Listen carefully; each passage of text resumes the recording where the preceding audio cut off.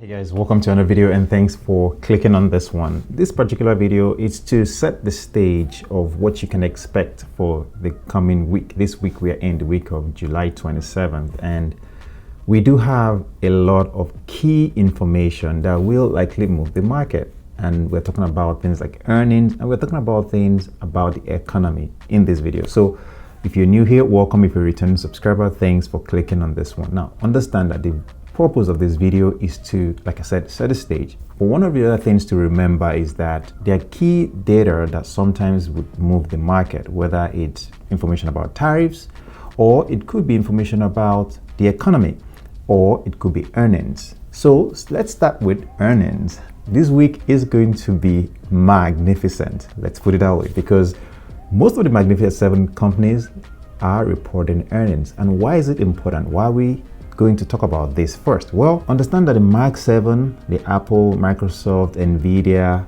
Alphabet, Meta, and Tesla all move the market because of the sheer dominance they have on the indexes. I'm talking about the S&P 500, the Dow Jones, and the Nasdaq. They dominate some of these indexes so much that when they go down, they bring the index down, even if other companies do well. And that's just because of their sheer cap, the market cap that they have. If they are going to release earnings, it could either present opportunities to buy or present opportunities for even more confidence in your purchase if you already hold them.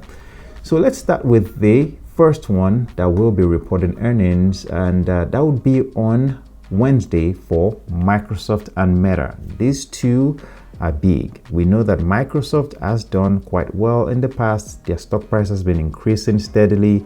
And to be honest, one of the things that we want to do, a lot of these analysts are looking at, of course, their cloud services and of course the AI infrastructure and spending. Now, the reality is, even if the stock price goes down, this is one that you probably want to add more to your portfolio. The next one is Meta. Meta is also going to be reporting on Wednesday. The key thing about Meta is that they are spending hugely on AI, as we know. And the thing is, a lot of investors are worried that are they actually going to recoup some of these investments or capital expenditures that they've made on the AI space. Well, time will tell. But one thing I know is that Meta is definitely one to keep an eye out for, especially if it presents a buying opportunity on that day. Then on Thursday, we have Apple and Amazon that will be reporting. Of course, Apple is on the edge. We have Apple that has been trading somewhat sideways for the past couple of months now. Hence, a lot of analysts are not, they're not really optimistic about the data, about the results that they will produce. We shall see. And of course, Amazon is another one that we are looking out for. And, to add on this one, even though it's not Mag 7, MasterCard, MA. And those are the 4 companies from the Mag 7 that will be reporting this week. Now, of course, there are other companies that will report, big companies as well. But the reason why I'm starting with Mag 7 is because those will generally move the market. And this is on Wednesday and Thursday. So you might want to pay attention to those. Now, one of the economic data that we also need to keep in mind that could really influence how the market will perform this week, we have a few things. We have consumer confidence on Tuesday. And consumer confidence is important because it is a metric that gauges how optimistic or pessimistic consumers feel about the overall state of the economy and their personal financial situation.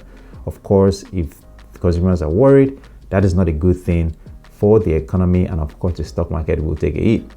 Another one that will come out on Wednesday is ADP employment. That generally can tell us how well employment is in the economy.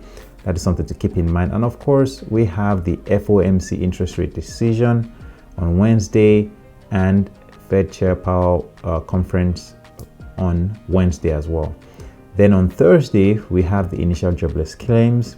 We have personal income and personal spending, and most importantly, the PCE index, all right, and core PCE index as well on Thursday. Now, the reason why PCE, which is personal consumption expenditures, pretty much just measures the spending behavior of the consumers. The reason why this is important is because if the number comes in high, it could be a sign that the Fed needs to keep interest rates steady for now, or maybe even increase it, which I doubt that will be the case. But if it is low, then that means that the Fed may need to start considering lowering interest rates. Now, all of this, we don't know what it will tell, what it will show on those days, but we are keeping our eyes on the ball, and that means that we're looking for great companies we can add to our portfolio. We're adding ETFs to our portfolio if we are not able to make a decision on what company to buy, and you don't want to take excessive risk, or you're not willing to, put all your money into one company. Just diversify, find index funds, mutual funds. We have the QQQs to look into. We have the SCHG to look into. And if you like dividends, the SCHD. And of course, you have the total stock market like the VTI or the VOO that you can consider as well. These are all ETFs that I just mentioned. If you don't know about them, you can always check the videos on my channel. I've talked about some of this in the past.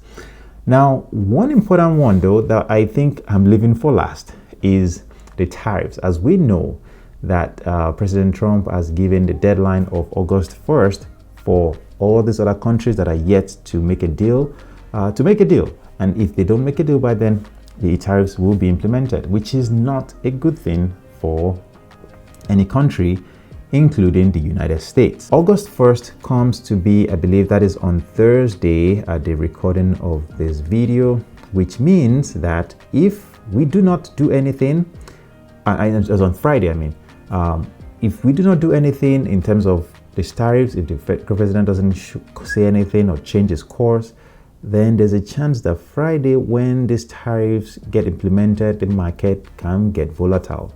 So based on all this economic data, it is vital to keep in mind that we can either see a very big buying opportunity, or we might just have to be more confident in these new highs that the stock market has been making.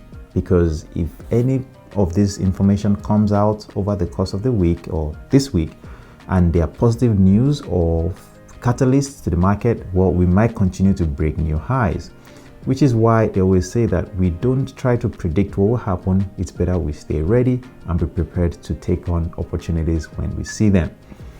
Lastly, it is important to share with you that August is generally a month in which the stock market has been flat over the course of decades, where every August the market doesn't really perform as well as other months. So that is something to keep in mind. Now, I'm not saying that will happen this August. It's just something to keep in mind, because if we see a flat market, all right, in August, it might be an opportunity to actually get into some nice option plays, because things are a bit more predictable. And if it stays flat, then you might just be able to make money in that position, especially if you look into selling options. That is something that I just wanted to share with you in this video. If you have found value in this one, please don't forget to drop a like on it. Don't forget to subscribe to the channel. I'll see you tomorrow.